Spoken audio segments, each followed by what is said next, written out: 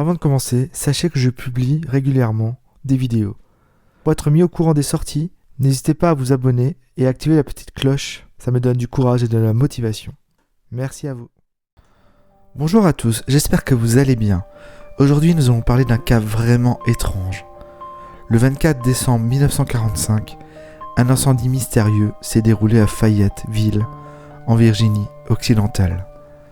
L'incendie de la maison des Sodder reste un mystère entier, car 5 des 9 enfants ont mystérieusement disparu dans l'incendie. Les corps n'ont jamais été retrouvés. Dans cette histoire, nous allons également voir la détresse des parents, qui pendant des années et des années se sont battus pour connaître la vérité. Revenons sur le mystère des enfants Sodder.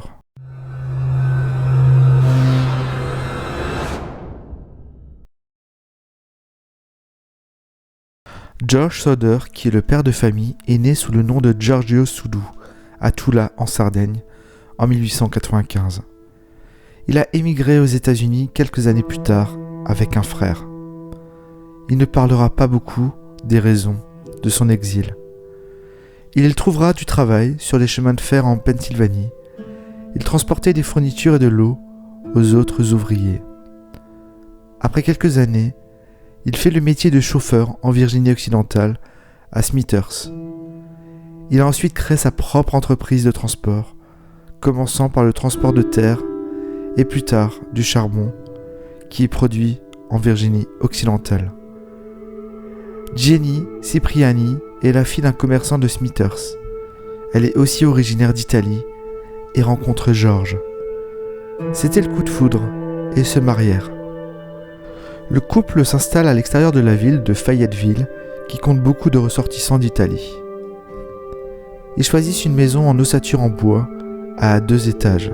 En 1923, ils ont leur premier enfant. L'entreprise de George devient très réputée et la famille est respectée dans la région. George est un homme très franc et n'a pas la langue de bois. Il n'hésite pas à dire tout haut ce qu'il pense, même si ça peut vexer les gens, notamment des avis politiques. Il se met évidemment des hommes à dos. En critiquant Benito Mussolini, il avait souvent des disputes avec d'autres immigrés italiens. Sylvia est la dernière des enfants Sodder. Elle est née en 1943, presque en même temps où leur deuxième fils Joe a quitté la maison pour servir l'armée pendant la Seconde Guerre mondiale. Mussolini est exécuté 1 an après. Mais les défenseurs de Mussolini a laissé quelques ennemis à George. En octobre 1945, il reçoit la visite d'un vendeur en assurance vie. George le repousse et dit ne pas être intéressé. L'assureur dit à George que sa maison partira en fumée et que ses enfants seraient détruits. L'assureur est également un ancien défenseur de Mussolini et connaissait la position politique de George à son sujet. Un jour, un homme recherchant un emploi fait le tour de la maison et prévient George qu'une boîte à fusibles pourrait créer un incendie un jour. George se pose alors des questions. Était-il sérieux ou faisait-il ça pour se faire recruter et être engagé pour les travaux ? Surtout que George venait de refaire l'électricité et qu'une société avait tout vérifié et tout était conforme. Dans les semaines avant Noël, les fils aînés de George remarquèrent une voiture garée dans la rue. Les occupants du véhicule surveillaient les enfants Sodder qui rentraient de l'école. Nous sommes maintenant la veille de Noël, en 1945.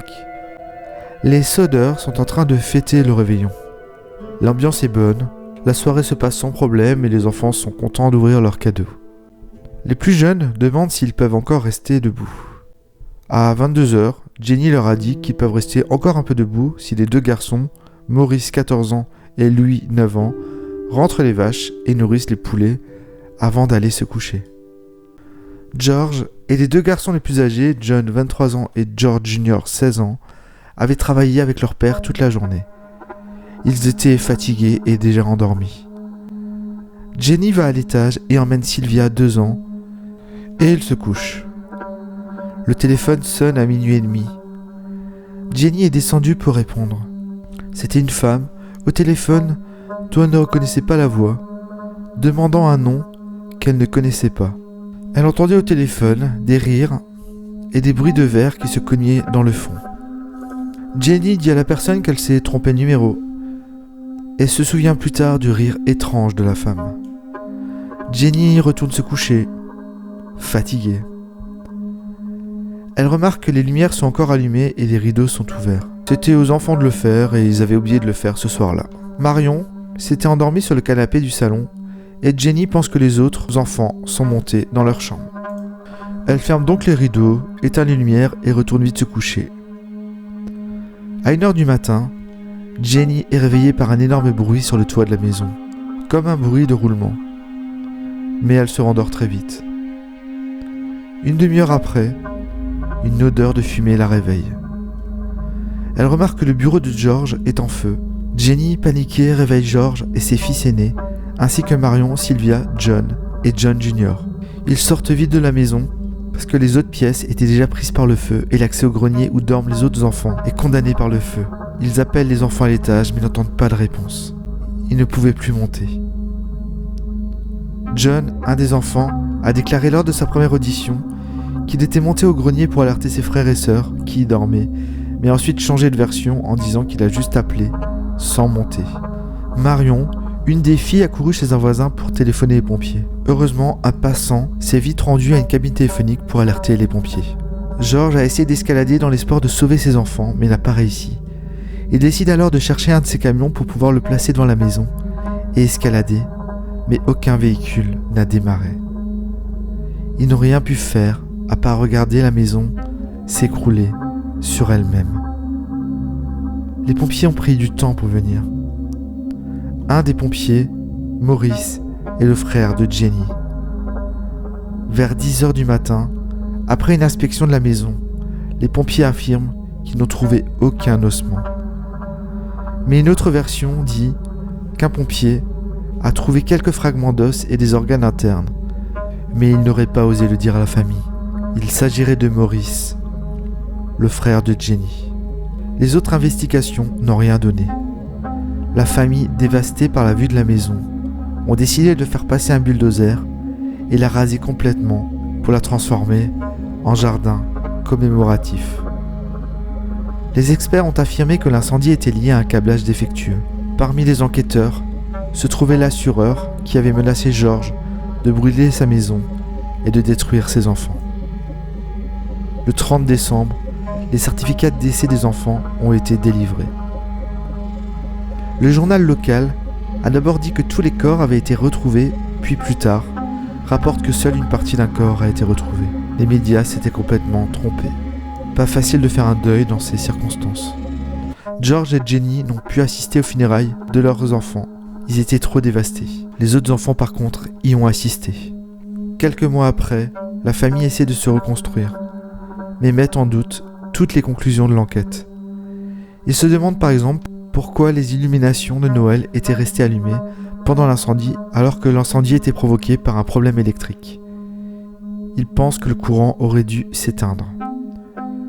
Ils ont trouvé une échelle qui avait disparu du côté de la maison la nuit de l'incendie qui aurait pu permettre à George d'atteindre le grenier. Ils retrouvent l'échelle au pied d'un talus à 23 mètres de la maison. Un réparateur a affirmé que la ligne téléphonique n'a pas été endommagée par l'incendie, mais quelqu'un aurait escaladé le poteau électrique et l'aurait coupé. Parce que oui, la ligne téléphonique a été coupée. Un homme que les voisins avaient vu rôder autour de la propriété quelques jours avant le drame a été arrêté. Il aurait volé du matériel. Il a avoué avoir coupé la ligne téléphonique. Mais il n'existe aucun document officiel où le suspect est mentionné, et les raisons pour lesquelles il aurait coupé la ligne sont inconnues. Les parents ne croient pas que les enfants ont été entièrement brûlés, sans laisser aucune trace. Un employé d'un crématorium lui a confirmé qu'il aurait dû rester au moins des os. Les véhicules des soudeurs, qui n'avaient pas démarré ce soir-là, les intriguent aussi. George pense qu'ils ont été trafiqués. Certains pensent que l'appel étrange que Jenny a reçu pourrait être lié à l'incendie et à la disparition des enfants soudeurs. Les enquêteurs ont pu retrouver la femme qui a passé l'appel et elle a confirmé qu'elle s'était trompée de numéro. Les parents ont bien développé le jardin commémoratif et en prennent soin tous les jours. En 1946, les parents sont encore certains que les enfants sont vivants. Un camionneur qui passait par cette rue le soir de Noël a affirmé qu'il a vu des gens lancer des boules de feu sur la maison. Dans le jardin, quelques mois plus tard, quand la neige avait fondu, Sylvia trouva un petit objet vert foncé qui ressemblait à une balle en caoutchouc dans les herbes à côté. George se souvient du témoignage de sa femme avec le fameux bruit sur le toit. George pense que c'est peut-être une bombe artisanale. La famille en est sûre. Pour eux, le feu a commencé sur le toit. D'autres témoins se rajoutent. Une femme qui a observé l'incendie depuis la route a affirmé avoir vu les enfants à la fenêtre regarder une voiture qui passait alors que la maison brûlait. Une autre femme travaillant sur une aire de repos affirme qu'elle leur a servi le petit déjeuner le lendemain matin et a noté une voiture avec des plaques d'immatriculation de Floride sur le parking. Les Soder ont fait appel à un détective privé nommé C.C. Timsley de la ville voisine pour examiner l'affaire. Il aurait appris que Maurice, le frère de Jenny, aurait retrouvé un cœur et l'aurait mis dans une boîte avant de l'enterrer pour ne pas faire du mal à la famille. Il aurait confessé au pasteur qui l'a confirmé à George. George et l'inspecteur se sont rendus chez Maurice pour le confronter à la vérité. Maurice avoue et montre l'emplacement de la boîte et la déterre. George emmène la boîte à un entrepreneur de pompes funèbres qui confirmera qu'il s'agit en réalité d'un foie de bœuf qui n'a jamais été exposé au feu. Mais quel est l'intérêt de Maurice de mettre un foie dans une boîte et de l'enterrer ? Plus tard, d'autres rumeurs circulent dans la ville selon lesquelles Maurice aurait admis par la suite que l'organe dans la boîte ne venait pas de l'incendie. Il l'aurait placé là dans l'espoir que les Soder la trouvent et soient convaincus que les enfants soient bien morts dans l'incendie. Un jour, George voit dans un magazine un article de danse avec une femme ressemblant à sa fille. Il est allé jusqu'à New York pour tenter de la rencontrer, mais l'école de danse a refusé la rencontre. Il a également tenté de convaincre le FBI de les aider. Mais le FBI refuse de les aider, prétextant qu'il faut qu'il y ait une demande des autorités locales de la ville, mais les autorités locales refusèrent. En août 1949, George contacte un pathologiste de Washington pour les aider à éclaircir l'histoire. Le pathologiste a pu retrouver des fragments d'os, des vertèbres humaines, qui proviendraient de la même personne. Il estime l'âge de celui à qui appartient les vertèbres entre 16 et 22 ans, donc c'était impossible que ça provienne d'un des garçons disparus, ou alors celui de 14 ans qui était peut-être plus développé. Mais il conclut que les fragments d'os proviennent d'un cimetière à côté, mais il n'explique pas sa présence sur le lieu de la maison. L'affaire a été classée faute de preuves. Les Soder ont imprimé des flyers et mis des pancartes dans l'espoir de les retrouver. Ida Crutchfield affirme avoir vu les enfants environ une semaine après l'incendie. Elle dirigeait un hôtel. Elle ne se souvient pas de la date exacte. Les enfants étaient entrés avec 2 hommes et 2 femmes vers minuit. Ils seraient d'origine italienne. Elle dit « Dès que j'ai tenté de parler aux enfants, un des hommes m'a regardé d'une manière hostile. Les enquêteurs ne prennent pas en compte son témoignage, car la femme avait vu les photos des enfants bien après son témoignage. George a suivi de nombreuses pistes, mais non fructueuses. George a même appris qu'un parent de Jenny avait des enfants qui ressemblaient aux siens. Il a demandé aux parents de prouver que c'est bien les leurs. Il était vraiment désespéré. Un jour, Jenny a reçu une lettre provenant de Central City, dans le Kentucky. À l'intérieur, il y avait une photo d'un homme de 30 ans, ressemblant beaucoup à lui. Au dos était écrit « Louis Soder, j'aime mon frère Frankie ». Un inspecteur a été engagé pour chercher la piste de la lettre, mais sans succès. Même si la photo donnait de l'espoir à la famille. La famille ajouta la photo au tableau d'affichage à côté de la photo des autres enfants situés devant le jardin commémoratif. George meurt en 1969 sans connaître la vérité. Jenny porta du noir jusqu'à la fin, s'occuper toute sa vie du jardin commémoratif. Elle mourut en 1989 et le tableau d'affichage fut enlevé. Mais les petits-enfants ont continué l'enquête et ont émis l'hypothèse que la mafia sicilienne essayait de voler de l'argent à George. Les enfants seraient peut-être en Italie et auraient rompu tout contact pour protéger la famille. Mais nous ne connaîtrons probablement jamais la vérité. Pour ma part, je pense que les enfants sont bien morts dans la maison et que le feu a pu consommer leurs os. Au-delà de tout ça, je n'imagine pas la tristesse des parents cherchant des réponses qui étaient peut-être sous leurs yeux. Et pour vous, quelle est votre hypothèse ? Merci d'avoir regardé cette vidéo. Vous êtes de plus en plus nombreux et je vous remercie du fond du cœur. Et je vous dis à bientôt pour une prochaine vidéo.